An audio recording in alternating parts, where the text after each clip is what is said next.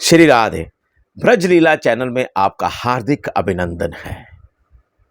यहाँ पर रोजाना हमारे कन्हैया की चर्चाएं होती हैं। ये चैनल जो है वो आप सभी का है, हम सभी का है। यहाँ तो ब्रज यात्रा सीरियल भी शुरू होने वाला है, बहुत जल्द होगा। हम डटे हुए हैं ठाकुर जी की कृपा से, राधा रानी की कृपा से। तो आज चर्चा का विषय है, बहुत सारे हमें प्रश्न आए कि कन्हैया कैसे हमारे पास आएंगे। हम तो ढूंढते हैं, हम सारे ब्रजधाम में घूमते हैं कि कन्हैया कहीं नजर तो आ जाए। क्या मालूम आपके संग संग चल रहे हो, ये तो छलिया है। सुनिएगा ध्यान से। सखी कहती है, हे कन्हैया कब तुम भागे भागे चले आओगे हमारे पास। देखिए, अगर आपने सखी भाव में ठाकुर जी को बुलाना चाहते हैं, सखी भाव में ठाकुर जी कहते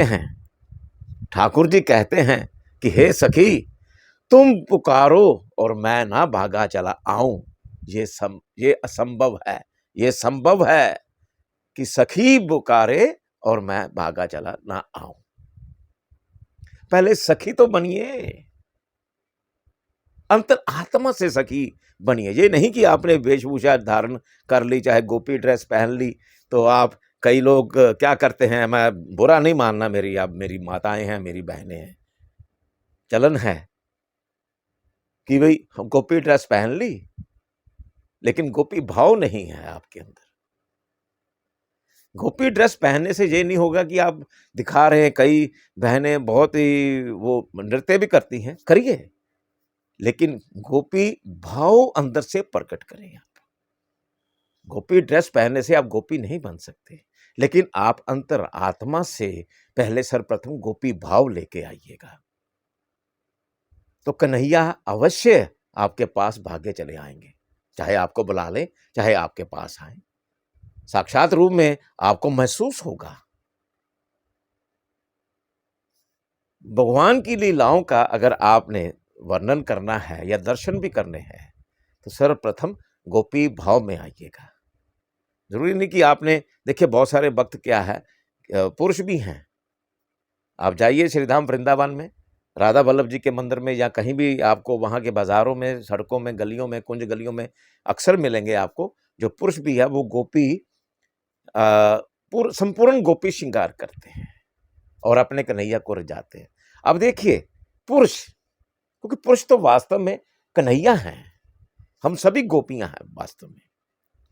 तो देखिए, उनके अगर अंदर से आत्मा से भाव आए हैं तभी उन्होंने एक गोपी भाव आते ही उन्होंने अपना रूप रेखा, अपना सौंदर्य, सारा श्रृंगार बदल लिया। पुरुष तो दिखाई ही नहीं देते, वास्तव में पुरुष होते हैं, लेकिन वो घूंघट लेते हैं और तिलक लगाते हैं, मांग टिक्का पहनते हैं, श्रृंगार करते हैं, कानों में झुमके पहनते हैं, नथनी पहनते हैं और नृत्य करते हैं ठाकुर जी की याद में कि कन्हैया क्या हम नृत्य कर रहे हैं तो आप भी हमारे संग होंगे। बिल्कुल होते हैं।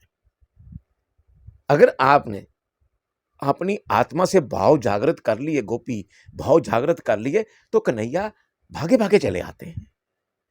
ये मत सोचिए कि खाली गोपी ड्रेस पहन के आप गोपियां बन गए। जी नहीं, गोपी भाव लेके आइए। गोपी ड्रेस भी पहनिए, लेकिन भाव आने चाहिए, खाली दिखावा नहीं। दिखावा होगा तो कन्हैया दिखावा करते रहिए, क्या फर्क पड़ता है? किसी को कोई फर्क नहीं है, भगवान को भी फर्क नहीं पड़ता।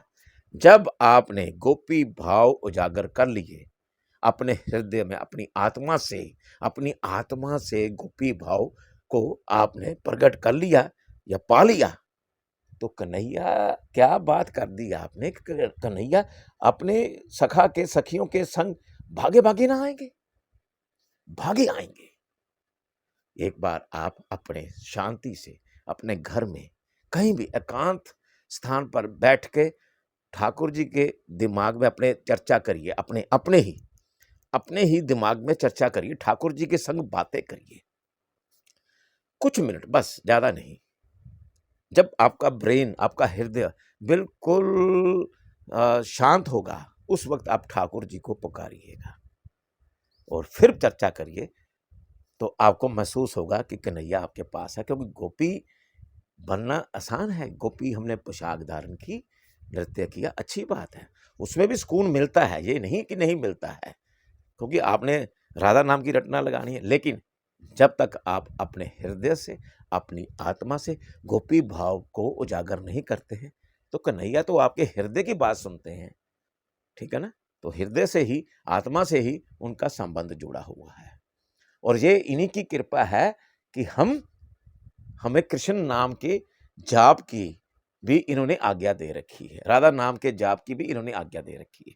चलिए आगे चर्चा और होगी, अब मुझे आज्ञा दीजिएगा।